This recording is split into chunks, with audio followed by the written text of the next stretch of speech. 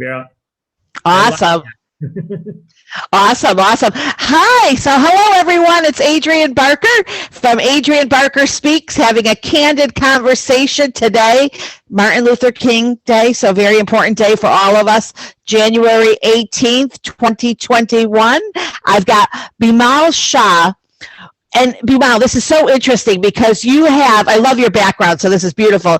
So you have, not only are you a coach and you are really a financial coach, but I love the fact that you did your book a few years ago, and I want to make sure that we talk about your book, which I find is very exciting because having a positive mindset is huge, and everyone's talking about it.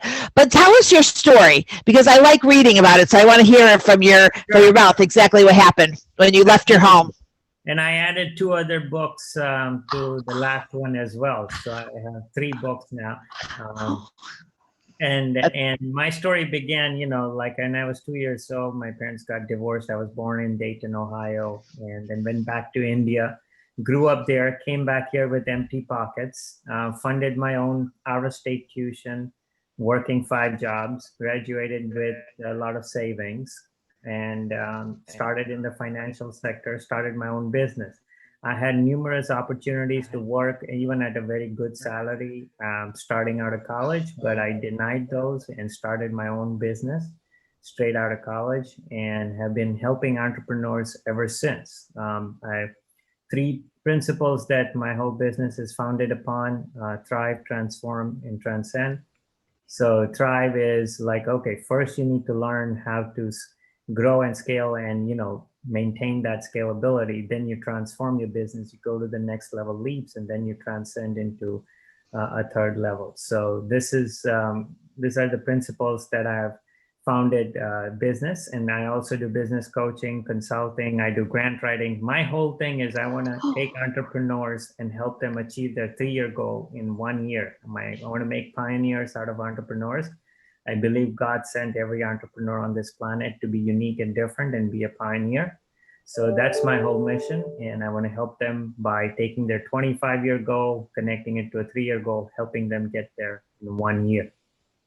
I love that. I love business too. I am a SCORE certified mentor here in Volusia Flagler, vice president, and also I do workshop development. So maybe you and I could talk about doing a workshop for SCORE on what you offer.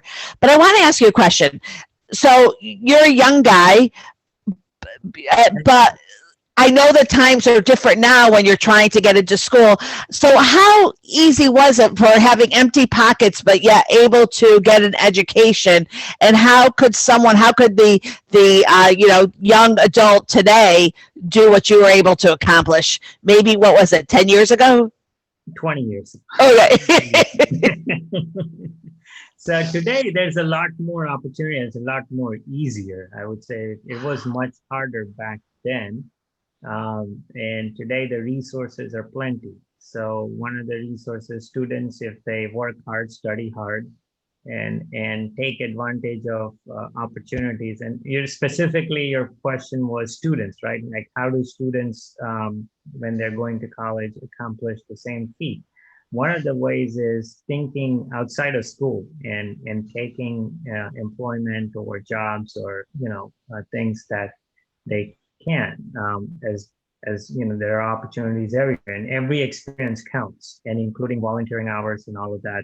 In today's environment, one of the things that really helps college admissions and give you grants, scholarships, and work study and aid is looking at extracurricular activities, volunteering, and internships besides your college education. And school education or high school education. So while you're in the 2nd or 3rd, junior or senior year of your high school, ramp up on as many things as you can do outside of your high school. That is really great advice. I love that. I'm a daughter of 2 entrepreneurs, but my parents, so they were definitely traditionalists. So they started their business in 1955, but they would have said to me, it's hard work, Adrienne. It's hard work, and pay your suppliers first, and and watch your money. So things have really changed. Like, I wonder how my parents would have thought about the idea of growing your business and getting a grant, or what it looks like to thrive. They just work so hard. They don't want anything else to come and play with anything. But that's a big deal. That's a big difference too, right? The traditionalists who started their business back in the 50s and 60s compared to today. Can you talk a little bit about that? Sure. So absolutely. So things have improved, and there are some fundamentals that still stay. So looking at 1950s, when your father said that pay your suppliers, work hard, those things really apply even today. But you have to work hard on smart things. If you just work hard, you may be working harder in the wrong direction, and you can put in a lot of time, energy, resources, money, and even your sanity, and get insane, working hard in the wrong direction. So you have to work hard on smart things. Now, you can learn through the school of hard knocks, but you can learn by people who have done it. So I've done it. I've helped many entrepreneurs, and I can shorten your time span of maybe 10 to 20, 25 years into 1 year. So you don't make the same mistakes that others are making, or you don't go the journey so hard because the road becomes much easier for you. And one of the things I would say, entrepreneurs today, if they want to grow their business, the very first thing they have to do, one thing is know who they want to serve more than what they want to do. Is who do you want to help? Who do you want to serve?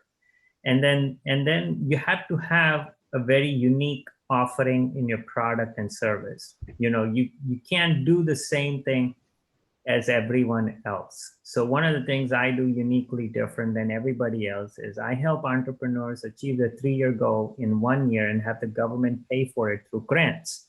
So there are grants that allow businesses to grow, and that's what I get for them. So that's very unique. So now when they try to shop me around, they don't know where to go because there's nobody else doing that. It's so unusual, because you think of grants, we think of a nonprofit. That's you, but you're, and only with COVID-19 did I think that the average person or the average business person thought, wait a second, I can get a grant for my business and not be a nonprofit.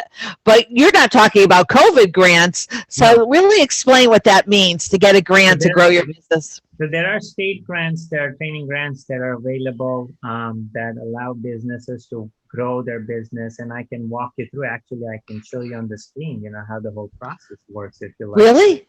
Yeah. Of course. Oh my gosh. Yes, please. Okay. Give me 1 second.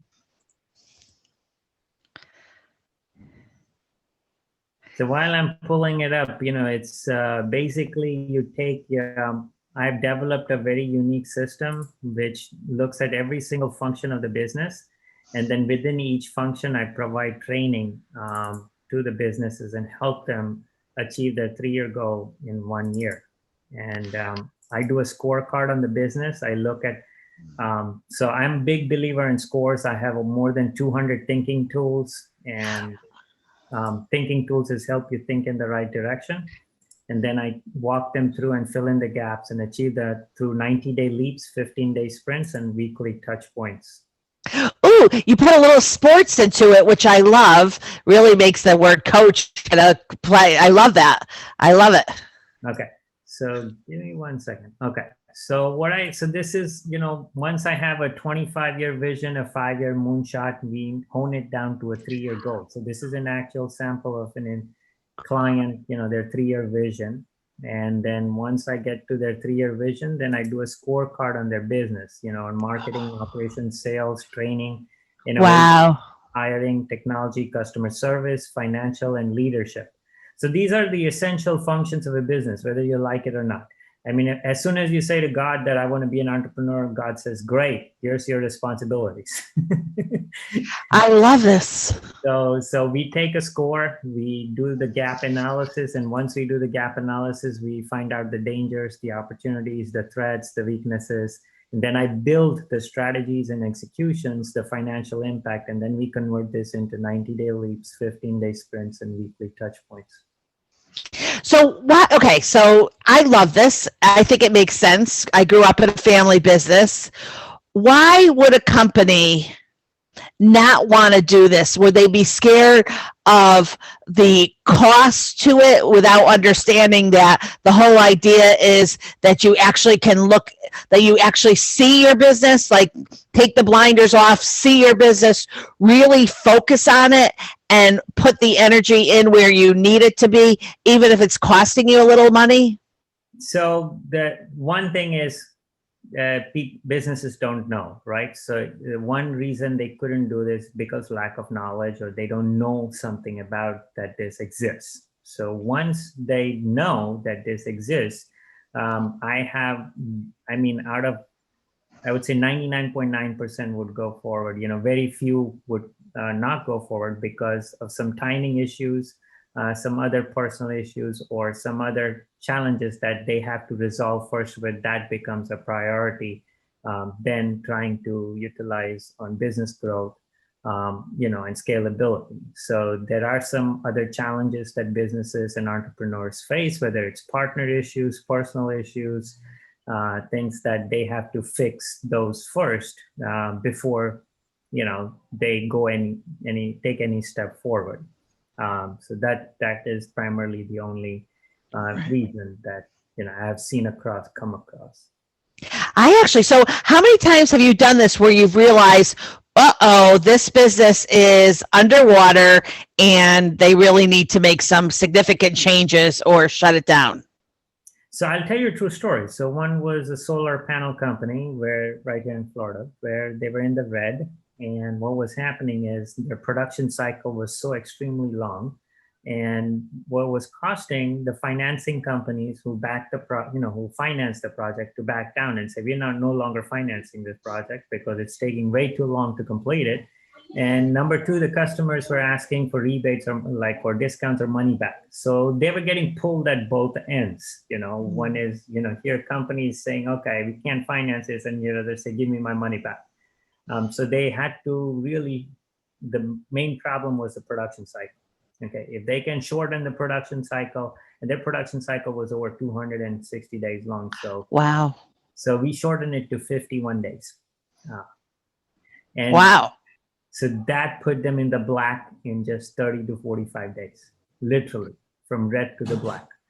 And that was a transformation. So that is, so many times, the problems are in operations, problems could be in customer service. This is why I developed a functional training, which takes into account every single function of the business and make sure that things are taken care of.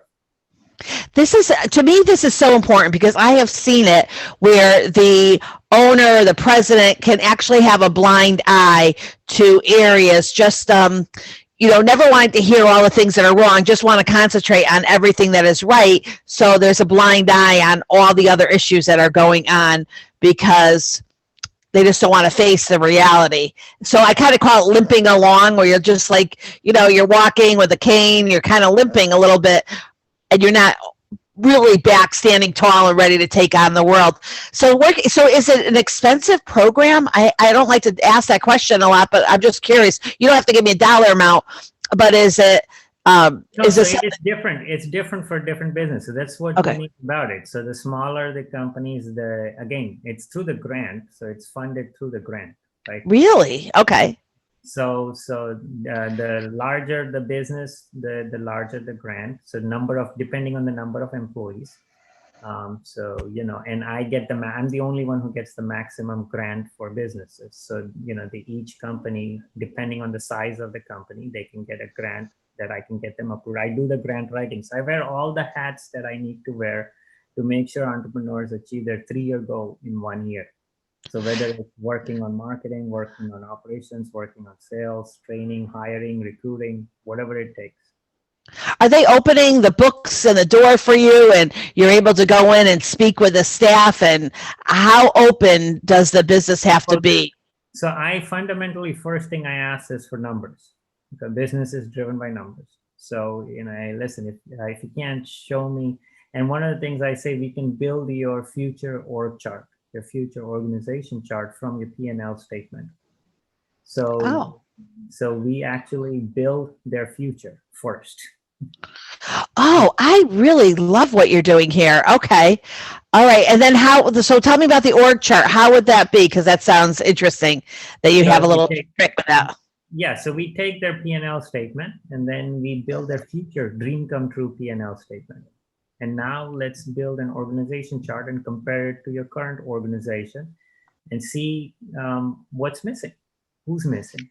Or we have one person sitting in 10 different seats. So one company, when I developed their future organization chart, there was one individual who was sitting in 13 different seats and he was getting burned out. And the owner felt like, well, you're at the top, you can handle everything. So you're the managing director, you should be able to do everything. And when we prepared the org chart, the owner realized how deeply he was burning him.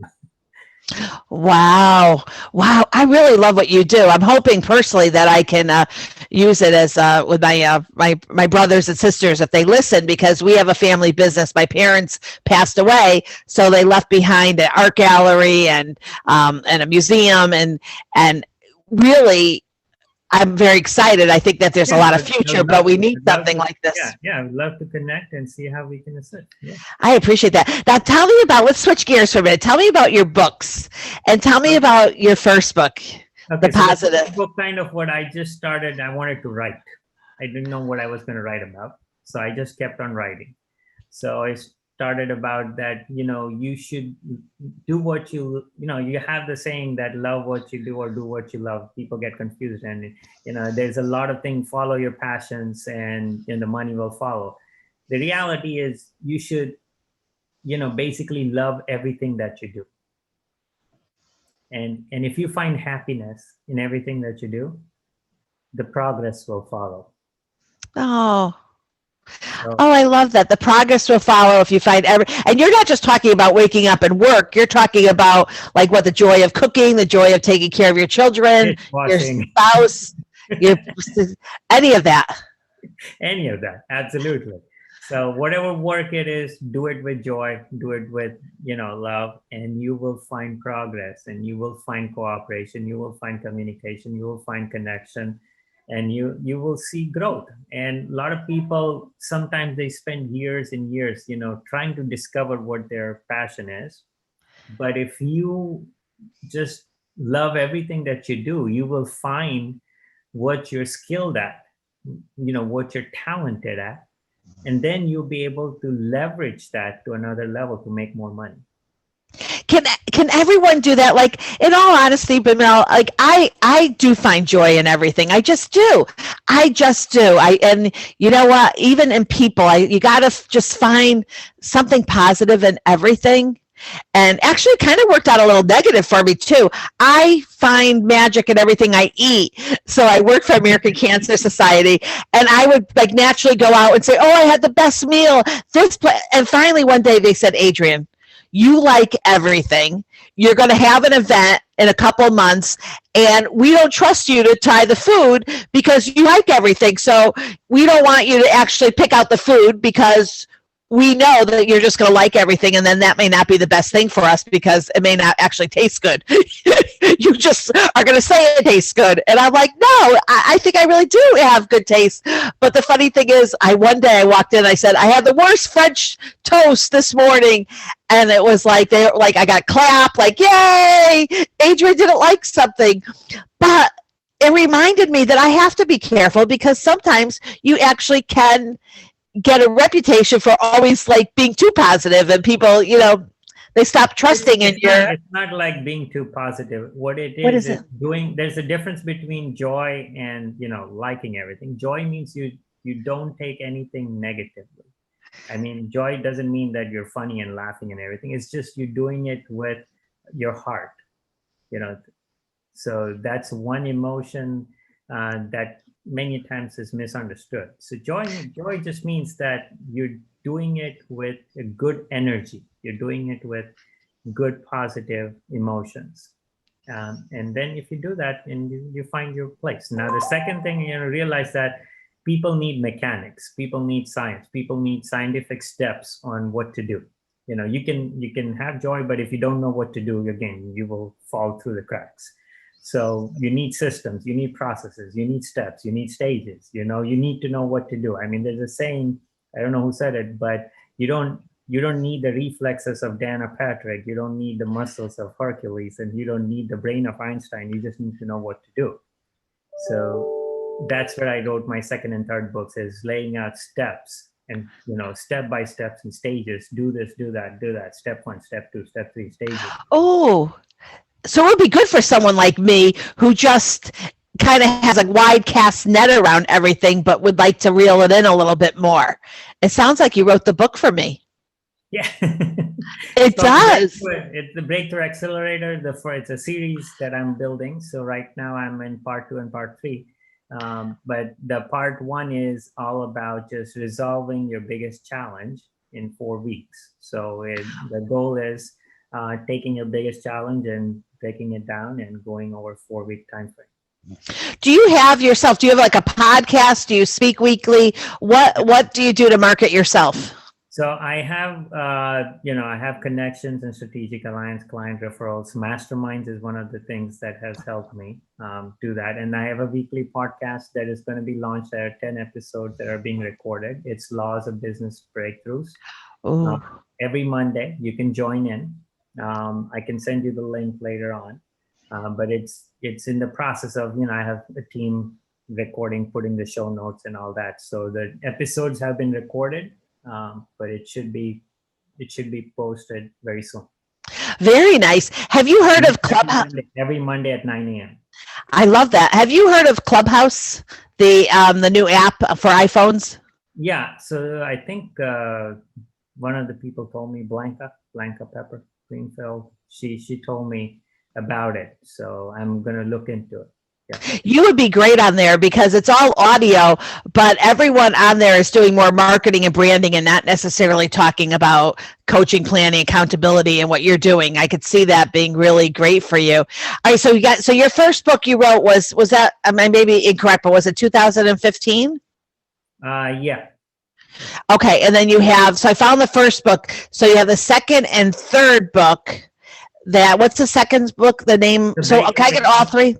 Breakthrough. The first book is the Daily Happiness Multiplier. The second book is the Breakthrough Accelerator, and it's part 1 of 13, part 2 of 13. So those are the 2. Wow, you're going to be busy. Do you have a family? Yes. Wow. Do you have children? Yes, teenagers. Oh, you do? How old are they? 14 and 16. Oh, I have a 14-year-old too. Girl or boy? Two girls. Oh, wow. I have one and she keeps me on my toes. I have 3 older boys, but my daughter is definitely, I'm 58 with a 14-year-old. So I got pregnant at 44. So she is keeping this face young as much as I can be when it's something else, isn't it? You look like you're good.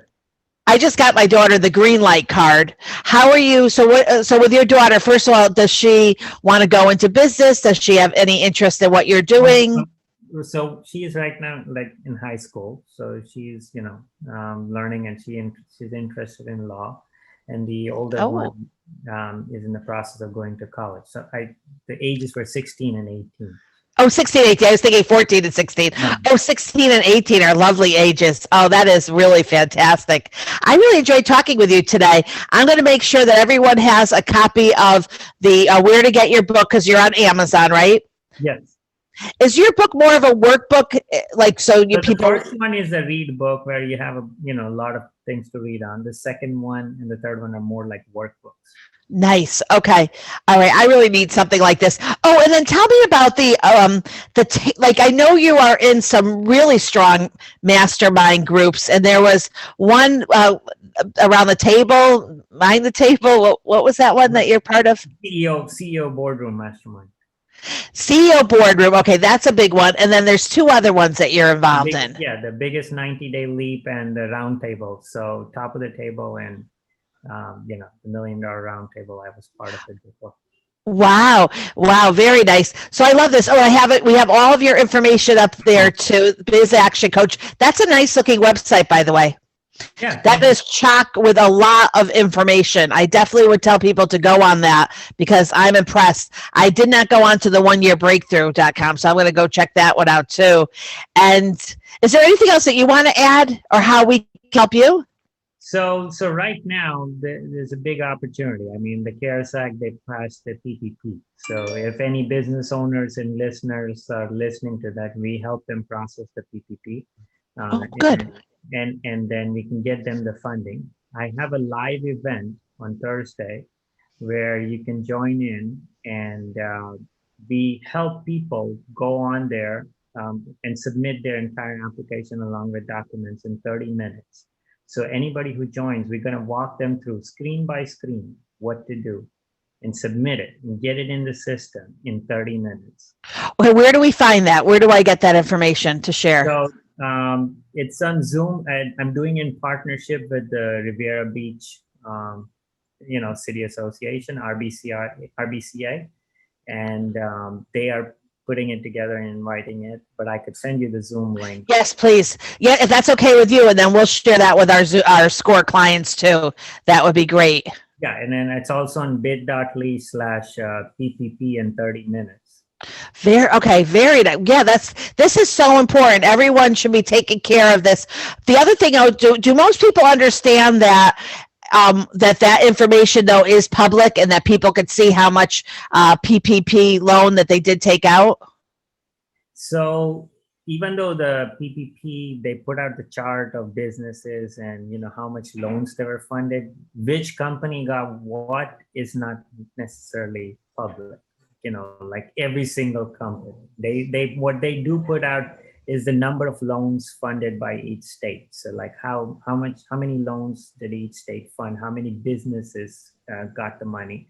But I can tell you that this round, the money is not going to last beyond a week because it's only 284 billion, and that's not a lot of money.